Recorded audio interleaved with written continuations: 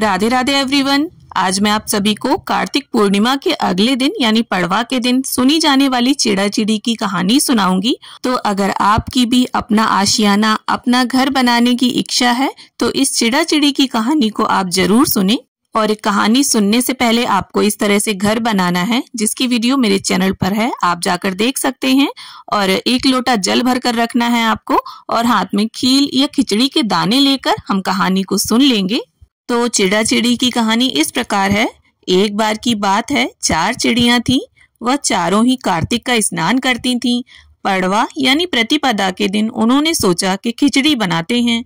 सभी ने मिलकर घी, चावल तथा दाल का जुगाड़ किया और खिचड़ी बनाई। सबने सोचा कि पहले नहाकर आते हैं, फिर खिचड़ी खाएंगे। पहले एक चिड़िया नहाकर आ गई, बाकी नहीं आई। उसे भूख लगी थी तो उसने खिचड़ी की भाप खा ली। दूसरी चिड़िया आई तो उसे भी भूख लगी थी, उसने खिचड़ी का पानी पी लिया। तीसरी आई, उसने खिचड़ी खा ली। तो चौथी ने खिचड़ी का खुरचन खा लिया, क्योंकि खिचड़ी बची ही नहीं थी। अब खिचड़ी खाने के बाद चारों चिड़िया मर गईं। जिस चिड़िया ने भाप खाई थी वह राजा के घर राजकुमारी के रूप में पैदा हुई। जिस चिड़िया ने खिचड़ी का पानी पिया था वह कुम्हार के घर पैदा हुई। जिसने खिचड़ी खाई वह ब्राह्मण के घर जन्म लेती है और जिसने खुरचन खाई वह हथिनी के रूप में जन्म लेती है।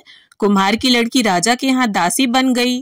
ब्राह्मण की लड़की राजकुमारी की सहेली बनी। हथिनी भी राजा के यहाँ आ गई।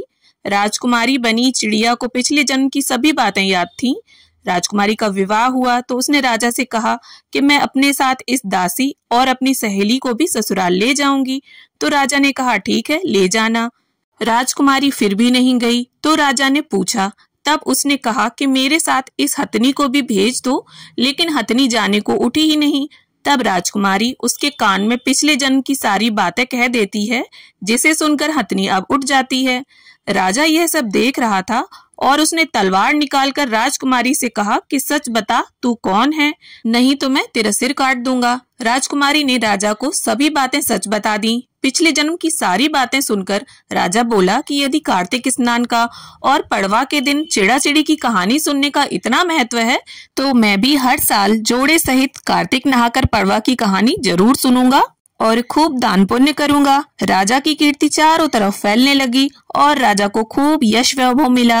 हे भगवान, जैसे आपने राजा का उद्धार किया, राजकुमारी का उद्धार किया, वैसे ही इस कहानी को कहते, सुनते और हुंकारा भरते सभी का उद्धार करना, सभी की मनोकामनाएं पूरी करना। अब इसके बाद हम गणेश जी की कहानी भी जरूर सुनेंगे, क्योंकि कोई भी कथा कहानी गणेश जी की कहानी सुने बिना पूर्ण नहीं होती। तो चलिए गणेश जी की कहानी शुरू कर लेते हैं।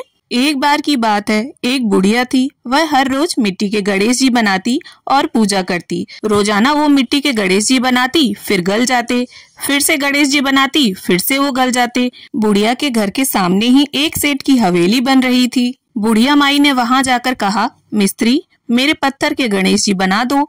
मिस्त्री बोला, माँ जी जितनी देर में हम आपके पत्थर के गणेश जी बनाएंगे उतनी देर में तो हमारी ये दीवार बन जाएगी। हमारे पास समय नहीं है, आप किसी और से बनवा लो।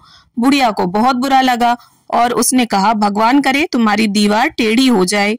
बुढ़िया माई ये कह करके वहां से चली गई। अब जैसे ही मिस्त्री दीवार बनाए, दीवार टेढ़ी हो जाए, दीवार को गिराना पड़े, फिर से दीवार बनाए, दीवार टेढ़ी हो जाए और फिर से दीवार को गिराना पड़े। ऐसा करते करते सुबह से शाम हो गई। सेठ जी आए। सेठ जी ने कहा, आज कोई भी काम नहीं किया। मिस्त्री बोले, सेठ जी काम तो बहुत किया है, पर जब भी दीवार बनाते हैं दीवार टेढ़ी हो जाती है। उसके बाद मिस्त्री ने बुढ़िया के आने की सारी बात बताई। सेठ जी ने कहा कि मुझे बुढ़िया के पास ले चलो। मिस्त्री सेठ जी को बुढ़िया के पास ले गया। सेठ जी ने बुढ़िया से कहा कि हे बूढ़ी माई, हम तुम्हारे पत्थर के नहीं सोने के गणेश जी बनवा देंगे, तुम हमारी दीवार सीधी करवा दो। गणेश जी महाराज ये बात सुन रहे थे। जैसे ही सेठ जी ने ये बात कही, उनकी दीवार सीधी हो गई। अब सेठ जी ने बूढ़ी माई के लिए सोने के गणेश जी बनवा दिए। तो हे गणेश जी महाराज, जैसे तुमने सेठ जी की और बूढ़ी माई की मनोकामना पूरी की, वैसे ही इस कथा को कहते, सुनते और हुंकारा भरते सबकी मनोकामनाओं को पूरी करना, सब पर अपनी कृपा रखना। तो ये थी गणेश जी की कहानी। इस तरह से हमारी चिड़ा चिड़ी की कहानी पूर्ण होती है। और जब आप ये कहानी सुन लें तो हाथ में लिए खील के दाने इस जल के लोटे में डाल दें और चारों तरफ गंगा जल फेरते हुए 3 बार पवित्रीकरण कर लें।